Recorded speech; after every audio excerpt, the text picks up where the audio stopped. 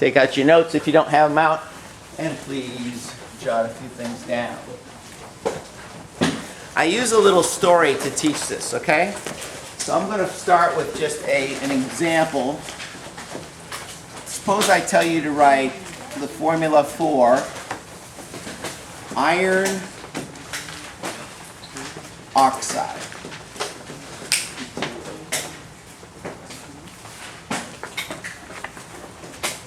So if we were going to do this the normal way, I'd write down Fe, I'd write down O, I'd look on my periodic table, say oxygen is -2.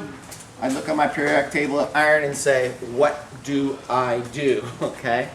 So the problem with iron is it's right here, smack dab in the middle of our periodic table.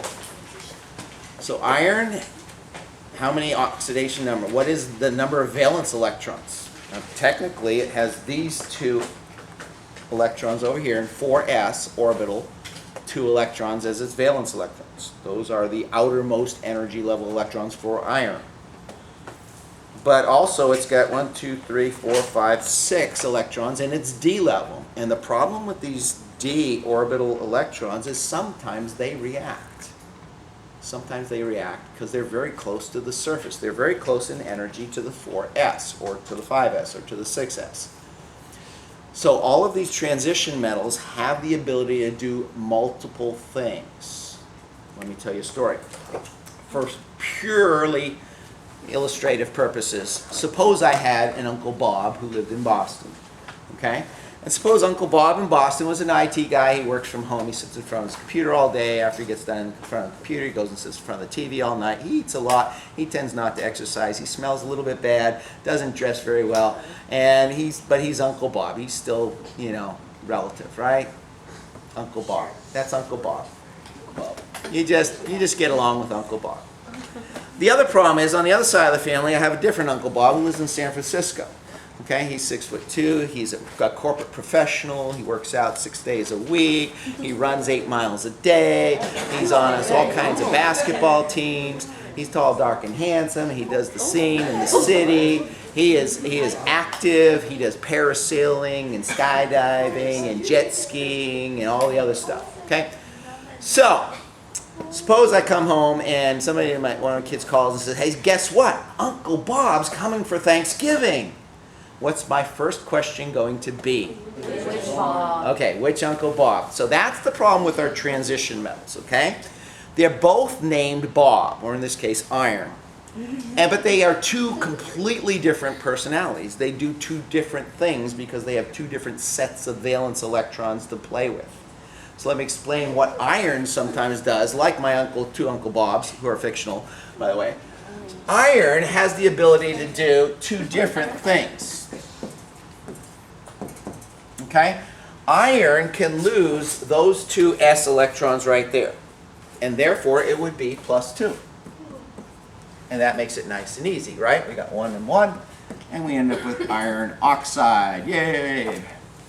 Unfortunately, iron also sometimes likes to lose 3 electrons.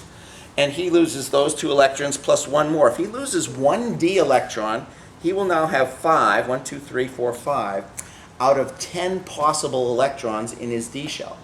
And there is a semi-stable condition where electrons, instead of going all the way back to the noble gas configuration, tend to be partially stable if they can fill half of their shell. In other words, 3 out of 6 for our p orbitals, 5 out of 10 for our d orbitals, and so on. So if iron loses 3, then it loses these 2 and loses 1 of these, and it has a half-filled d shell, which is very stable for iron. So iron can also lose 3 electrons, becoming +3. In this case, his formula is going to be Fe2O3, iron oxide. But if I tell you to write the formula for iron oxide, your question should be, which one? Very good. Yeah, it's like which Uncle Bob, right?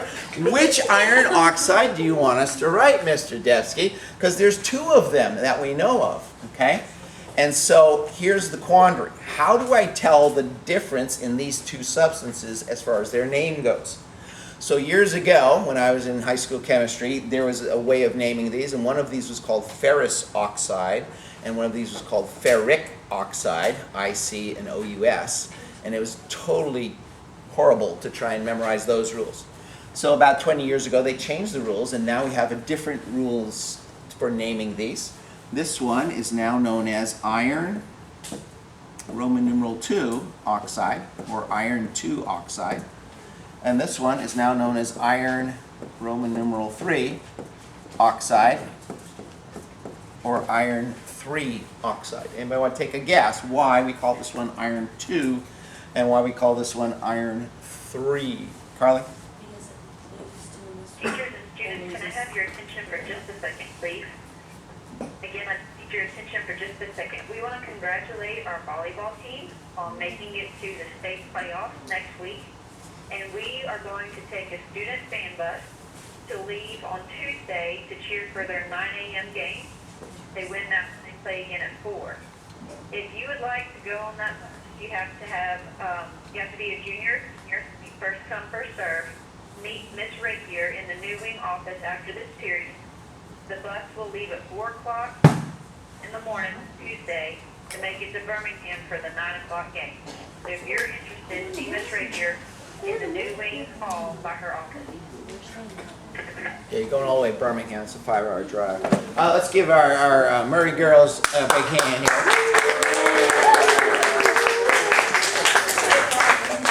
here. Okay, Carly was answering the question. Why do I call this iron 2 oxide and this iron 3 oxide? Because that one is losing 2 and that one's losing 2. So it's, Indirectly. okay, that's right. Brian? The charge on Yeah, it's directly related to this. So indirectly, you're right. But this is this, and this is this. Okay? So when I name an ion from the transition metals, from the D block, the number that is always following it, iron 2, iron 3, copper 1, copper 2, vanadium 4, vanadium 6, chrome 3, chrome 6, manganese 7, manganese 5, manganese 4, manganese 3, manganese 2. Manganese does everything under the sun. Okay? If I give a Roman numeral after one of those metals, then that tells you what the oxidation number is. Good? So, how do we do this? And I got about 3 minutes to go. I'm going to give you one example. We're going to spend Monday practicing this.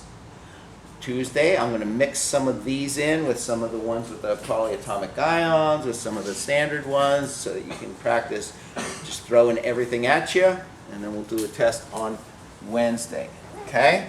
Now, so if I say write the formula for, in fact, grab your sheet and look at the back side. We'll do 1 or 2 from the back side of your sheet here. Let's do the one number 4 at the top. Okay, write the formula for cup 3, or Cu3P. Cu3P. Okay, so I'm going to do the same steps. Watch carefully and watch how this works. I'm going to do one from the top, one from the bottom.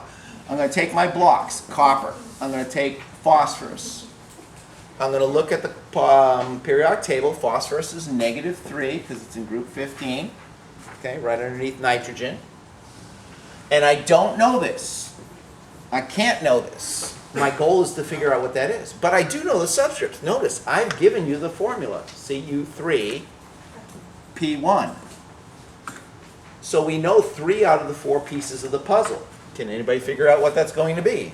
1. Okay, so 1 times -3 means 3 times +1. Okay, so my answer here is going to be simply copper, Roman numeral 1, and sometimes I put it in parentheses and sometimes I don't. Some books do and some books don't, so don't stress about the parentheses around the Roman numeral. And then phosphide. Okay, notice I'm leaving 1 space between on each side of my Roman numeral.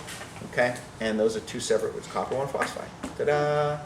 Let's do one from the bottom. Suppose I give you something like this. Let's try titanium acetate. Ooh, that sounds cool, number 15.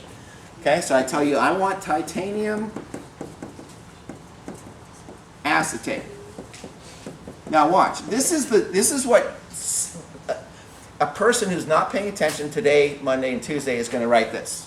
I know that. Mr. Debski, CHO 232. Done. Right? Titanium acetate. No. Wrong. Okay, because this is not plain old titanium acetate, it's titanium plus 2 acetate. Because it tells me right there, in a little Roman numeral, titanium 2 acetate. We look on acetate, back of our periodic table says it's -1. And so my subscripts have to be 1 and 2. So my final answer here is Ti parentheses, CHO 232 with the subscript of 2. That 2 goes outside the whole thing here. This is the second block of my blocky diagram if you want to use the boxes. Okay? I'm giving you the weekend off because of the homecoming dance, okay? But if you want, please, please, please watch yesterday's video if you didn't yet. Okay? You ready for polyatomic ion quiz on Monday? Because you have to know these. Now you know why you have to know these, okay?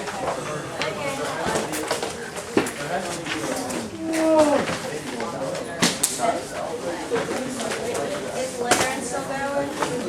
She might be at the game with me tonight. Seeing. Driving over sometime this afternoon. I won't be there tonight.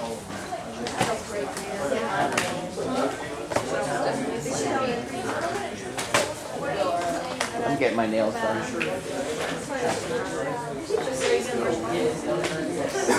Take it.